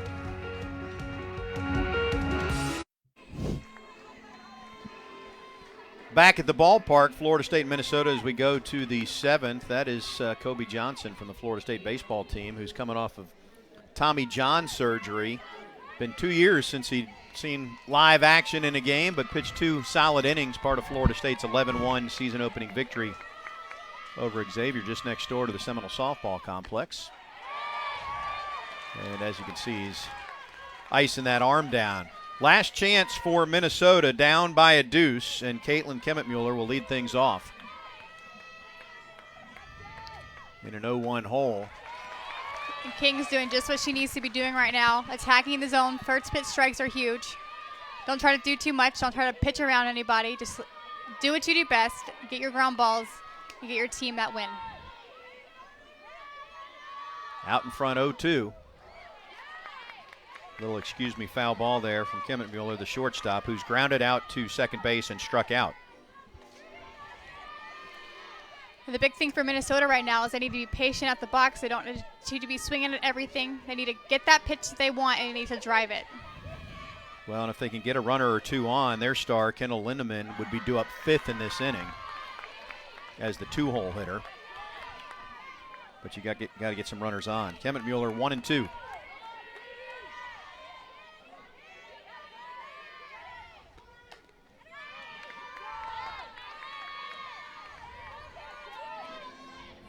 That was a good setup right there by Megan Keane to go up and out and then come in. Tough to defend as a batter when the pitcher's doing things like that. You see Pfizer do it as well. Both pitchers are doing a great job of transitioning pitches and trying to keep these batters on their toes.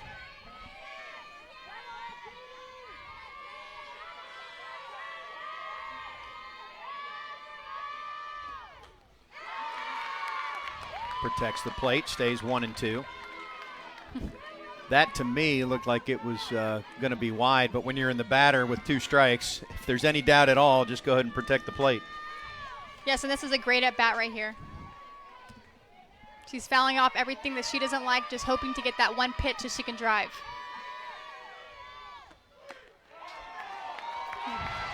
Got the call on the outside corner.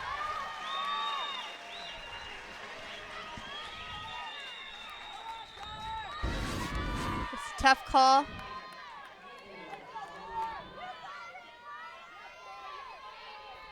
Well, you're a pitcher, so you're not going to argue. Yeah, I'm like, but you know, it is 2 strikes, so as a batter, you have to be able to protect on those. And that's what you just said on the previous pitch. Yeah. So you got to be protecting that, and you know, it looked like it was a little bit outside. I would give it that, but as a batter, you got to be ready, and you have to be fouling those kinds of pitches off. I will say that Shellnut did not try to reframe that. She tried to sell it where it was. Remember the inning prior, Lindemann thought it was a little low and tried to bring it up too much, and that can influence a call.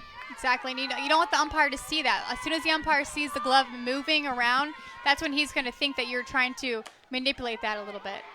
This ball is hit well. Oh. Not caught, and into the wall goes Claveman, and so now you've got the tying run coming to the plate. A 1-out double for Carly Brandt.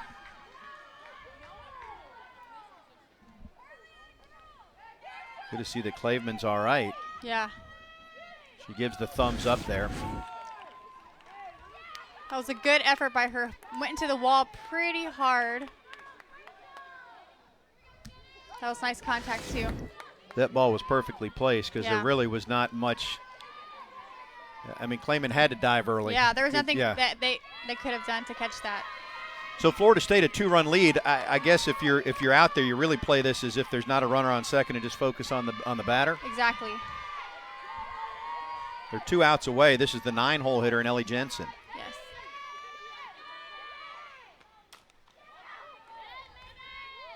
And sometimes, too, as a pitcher, it's hard to forget about that runner on second base. Like, you know she's there, but to be able to just turn your mind off and go right at the batter, sometimes that's tough. But, you know, to be able to do that in this situation would be really big for Megan King and for the defense to just play for the batter that's present right now.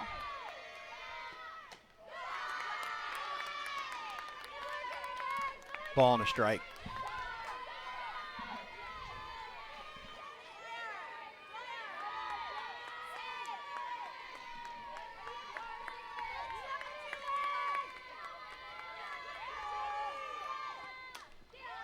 Strike two. 125 pitches now for Megan King. Yeah, this is. Yet the Florida State pen empty at present. Remember, a couple of innings ago, there was a pair of pitchers getting loose.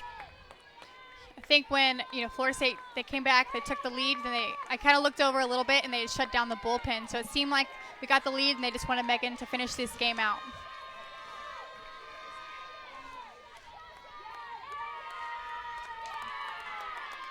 With the runner on second, Florida State uses the armbands, and it looked like Megan King might have forgot to look down at hers on that time.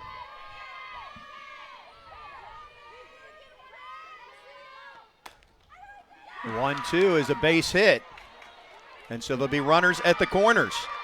And Minnesota not going quietly, and that's the 8 and 9 hole hitters that have just reached and turned the order over, which means Kendall Lindemann, barring a double play, is going to get a chance.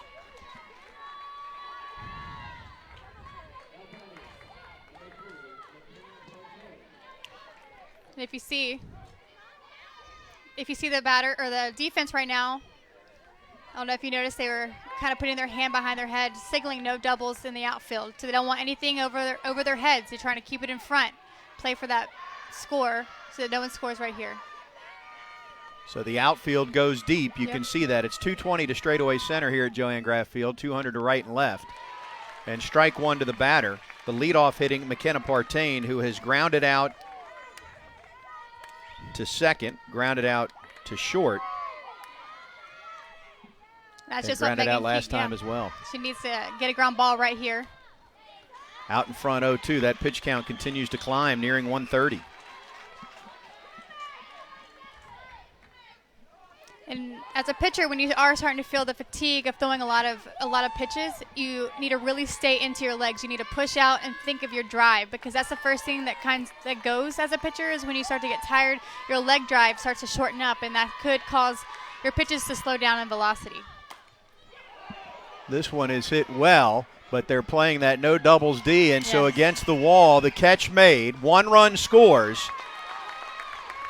But that no doubles D pays off because the other runner can't move up.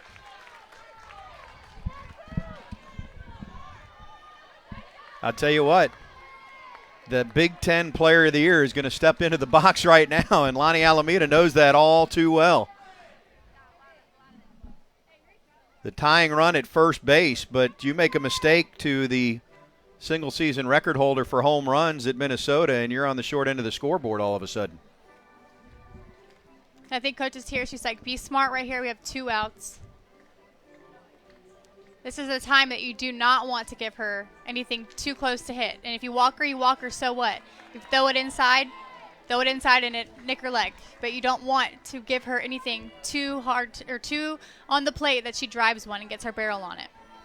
And respect the batter at the plate. That's the thing. You know, you want to give the batter her due respect. She's shown that she can hit. She's shown that she's good in, you know, big situations, and sometimes you got to put your ego aside and just, you know, protect your defense and protect your lead here. Strike one to Lindemann.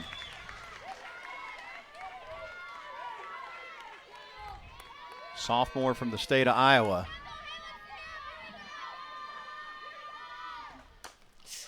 What a catch. Oh, she doesn't catch it, but does she win the battle at first? She does. What a great grab by Carsyn Gordon. It squirted out of her glove. She dives into first, and Florida State celebrates a 3-2 win. And they don't get much closer than this one. Lindemann almost beat it out. Fantastic finish to a great game. Yes, I was going to say, that was such a great game.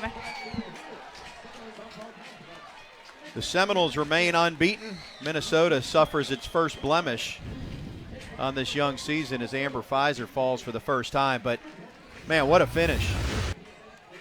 The big thing right here is that Carsyn stays with it and she dives back. That diving back, touch the bag is huge. And she got her. And that's one thing cool about Carsyn Gordon is she's such an athlete. She plays outfield, she plays infield, and she's able to do plays like that and make plays because she's used to diving and doing any kind of movement that coach asks of her to do. Credit to Chris Neighbors, the first base umpire, who was in perfect position to make that call after it wasn't initially caught. Good game tonight. We expected as much at the ACC Big Ten Challenge. For Jessica Burrows and our entire crew here at Florida State, Tom Block saying so long. Noles have won it 3-2. We'll be back for a pair of games tomorrow as this ACC Big Ten Challenge rolls on. And I'll remind you that all games airing on the ESPN networks are streaming live on the ESPN app. This has been a presentation of ESPN. A great finish. Florida State wins it. We'll see you tomorrow in Tallahassee.